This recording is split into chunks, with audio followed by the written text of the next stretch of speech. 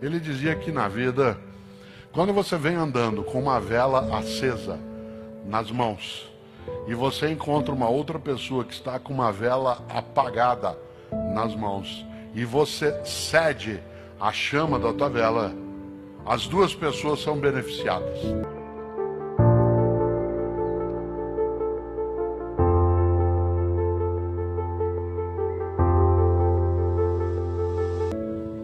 Olha que exemplo bom.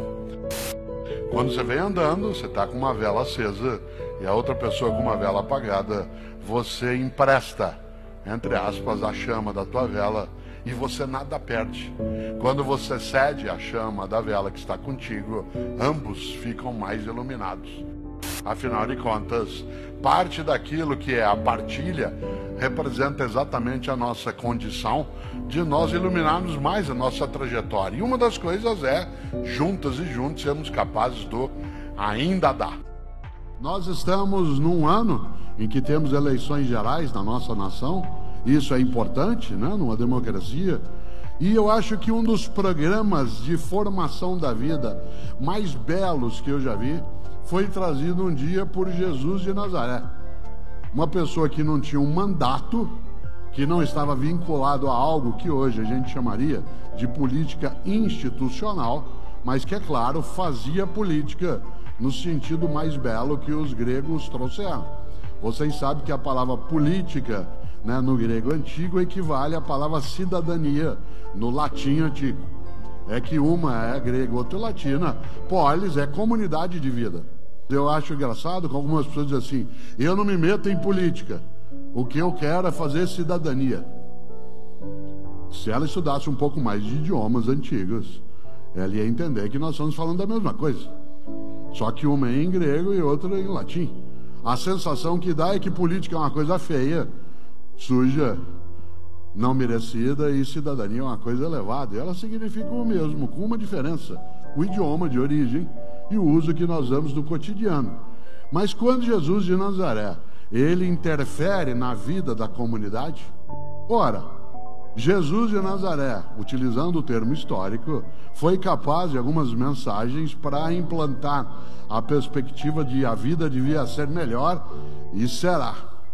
Uma delas aparece num dos 4 evangelhos, o único que não é sinótico, né? Não é como o evangelho de Marcos, de Mateus ou de Lucas, que é o evangelho de João, que é o evangelho um pouco mais filosófico para quem já o leu, né? Ele tem uma marca de reflexão muito embasada no que a gente chamaria, né, de filosofia e teologia mais adiante. E no evangelho de João há ali algo, repito, tanto faz se você tem religião ou não, porque isso é uma escolha tua, mas que algumas mensagens, elas são fundas, vindas de vários lugares, e uma é essa que eu vou dizer: Jesus de Nazaré. Há um registro no Evangelho de João, capítulo 10, versículo 10. Algo atribuído a Jesus de Nazaré, que eu acho magnífico como proposta de convivência, de vida, portanto, uma ação política, não necessariamente partidária, né? Porque isso é outra forma de fazer, é um dos modos de fazer política. E o grande, o especial, Jesus diz: quero que tenhais vida e vida em abundância. Eu acho isso genial. Quero que tenhais vida e vida em abundância. Quero que tenhais vida, já se tem. Basta viva ou vivo estar. Mas a frase mais marcante é: não é qualquer vida, não é mini vida, subvida, banal vida, vida de miserabilidade, de dolo, apenas exclusivamente aquilo que machuca. Quero que tenhais vida e vida em abundância. Você sabe o que é abundância? Abundância não é exagero, não é desperdício. Abundância não é de modo algum o luxo descartável. Abundância é suficiência. Abundância é suficiência. Uma das coisas mais marcantes é lembrarmos que para que a vida seja melhor, e será, nós temos de ser capazes de partilha, para que a vida ela tenha a marca da suficiência, suficiência de afetos, suficiência de condições materiais, suficiência de dignidade, suficiência Digo de novo, a abundância de modo algum é exagero, é descarte, é aquilo que sobra à toa. Uma vida abundante é aquela na qual não haja carência de alternativa. Se você e eu tivermos uma carência de alimento, de abrigo, de cuidado de saúde, de afeto, a abundância é exatamente quando há suficiência. E eu estou dizendo isso por uma razão, porque pessoas que têm mais idade como eu, talvez se lembrem do que eu vou dizer agora. Nosso país, nos 50 anos mais recentes, ele teve uma progressão econômica inédita no tempo anterior. Nós tivemos, nos 50 anos mais recentes, uma mudança significativa em termos de condições econômicas.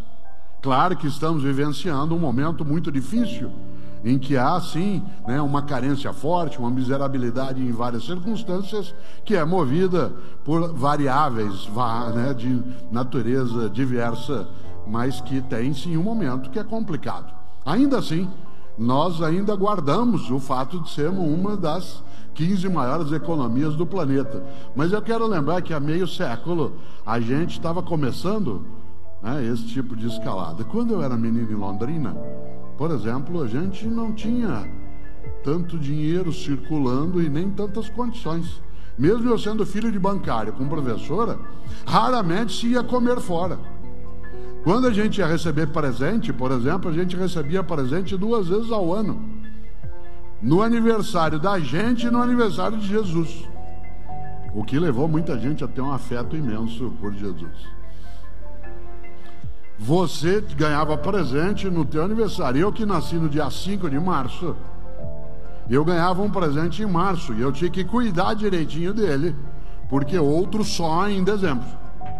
Então, se quebrasse o caminhãozinho, eu tinha que arrumar a rodinha, eu tinha que acertar. Atenção, eu não vivia uma circunstância de penúria, mas não havia tanta circulação. Quando eu era menino, pouca gente tinha carro na família. Era um tio que tinha carro. E a gente, inclusive, saía aos domingos para fazer uma coisa que era dar uma volta. Hoje a gente detesta o trânsito, mas existia uma época em que a gente entrava todo mundo dentro do carro, 8, 9 crianças. Não existia cinto de segurança. Alguns no Fusca iam lá atrás, naquela parte aberta do banco de trás, em que estranhamente se negava a lei da física, que dizia que 2 corpos não ocupam o mesmo lugar.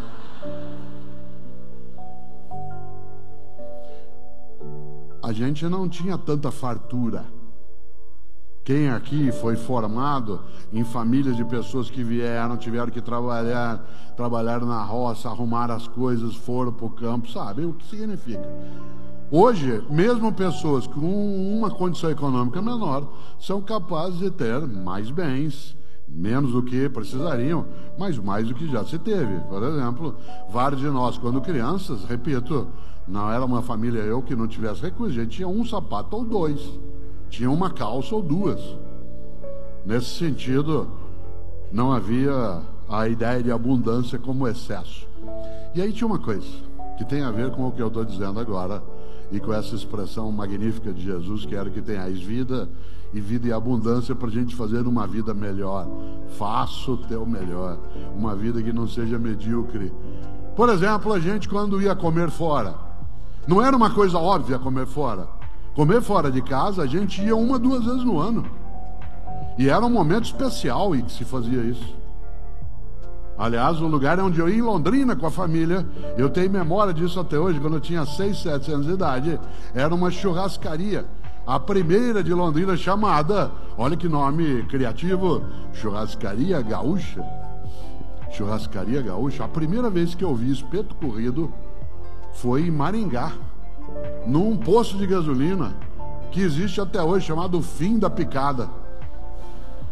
E era o fim da picada no sentido literal do termo. A cidade acabava ali, a picada terminava ali. E a gente, quando podia ir a um lugar desse, era uma alegria. Durante o ano inteiro, onde que a gente almoçava no final de semana para descansar um pouco, a família inteira, na casa dos outros, ou vinham na nossa casa, mas com uma coisa maravilhosa: não dava para quem recebia bancar toda a comida, porque nós éramos 10, 12, 15 pessoas, 20. E a gente alternava as casas no final de semana, casa de tia, de parente, de amigo. E aí tinha um milagre que é especial. Como não dava para quem recebia bancar tudo, cada família levava alguma coisa. Cada um levava uma coisa. A família levava uma lasanha, outro levava um frango, outro levava um lombo, a outra família levava uma macarronada, outra uma maionese de batata. E aí servia para todo mundo. Agora vê o milagre. Cada uma levava uma coisa, e na hora de ir embora todo mundo levava mais do que tinha trazido. Cada um levava uma coisa, e na hora de ir embora todo mundo levava mais do que tinha trazido. Cada um de nós levava um pouco, e quando ia embora levava mais do que tinha trazido. Porque cada um de nós, cada família levava para casa uma matula, um farnel, uma marmita. Tinha um milagre aí. O que há por trás disso é uma coisa chamada partilha. Por que é que sobrava?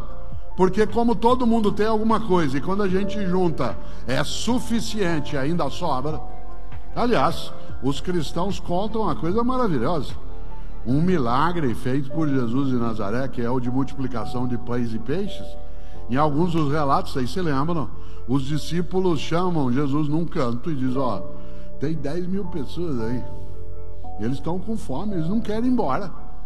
Bom, nem eu iria se eu ouvisse alguém falar sobre fraternidade, vida decente, solidariedade, não exclusão. Também ficaria eu.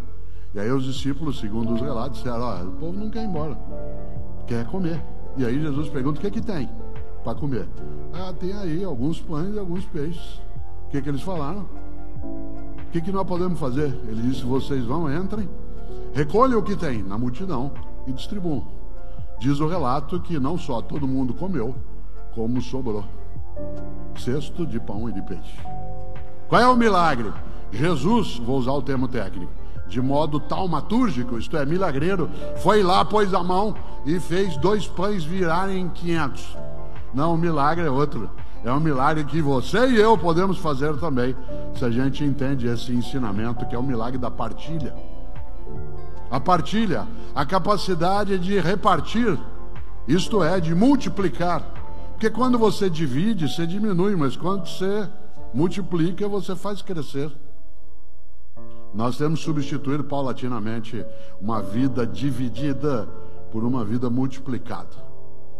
Não é fácil, não é ausência de conflito, porque nós não queremos na vida a paz dos cemitérios, onde não há paz, o que há é impossibilidade de discordância. Claro que nós não queremos uma vida na qual inexista conflito, porque isso é uma impossibilidade. O que nós queremos é uma vida na qual inexista confronto. Conflito é divergência de postura, de convicção, de percepção. Confronto é a busca de anular a outra pessoa. E se a gente achar que a vida devia ser melhor, e será, nós temos de prestar atenção em várias frases. Uma delas é essa de Jesus de Nazaré, que tem uma beleza maravilhosa dentro de uma ideia. Vou dizer de novo, quero que tenhais vida e vida em abundância. Mas se você notou, olha que beleza, a frase está no plural. A frase não é quero que você tenha vida e vida em abundância. A frase é quero que tenhais vida e vida em abundância.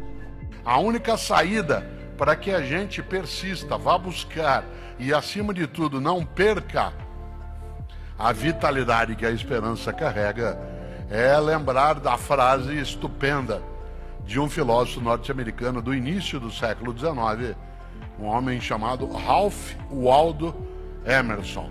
Ele tem uma expressão que é fortíssima.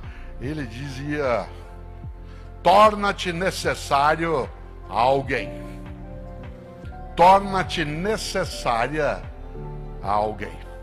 A única maneira de você e eu não sentirmos nossa vida perder tempo, esvair-se, ser inútil, banal ou autocentrada de modo exclusivo é tornar-se necessária, tornar-se necessário a alguém.